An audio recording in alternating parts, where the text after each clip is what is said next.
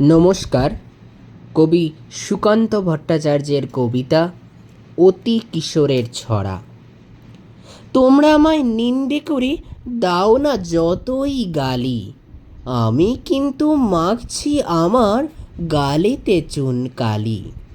কোনো কাজটাই পারি না কো বলতে পারি ছড়া, পাশের পড়া পড়ি না ছাই, পড়ি ফেলের পড়া। তেঁতো ওষুধ গিলি না কো মিষ্টি এবং টক, খাওয়ার দিকেই যেন আমার চিরকালের শখ।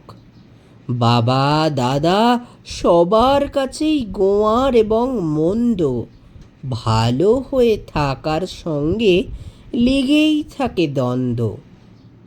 পড়তে বসে থাকি আমার পথের দিকে চোখ, পথের চেয়ে পথের লোকের দিকেই বেশি ঝোঁক। হুলের কেয়ার করি না কো মধুর জন্যে ছুটি, যেখানে ভিড় সেইখানেতেই লাগাই ছুটোছুটি। পণ্ডিত এবং বিজ্ঞজনের দেখলে মাথা নাড়া, ভাবি উপদেশের ষাঁড়ে করলে বুঝি তারা।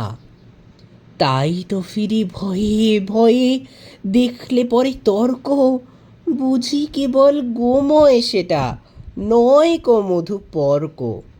ভুল করি ভাই যখন তখন শোধরাবার আহ্লাদে, খেয়াল মতো কাজ করে যাই, কষ্ট পাই কি সাধে।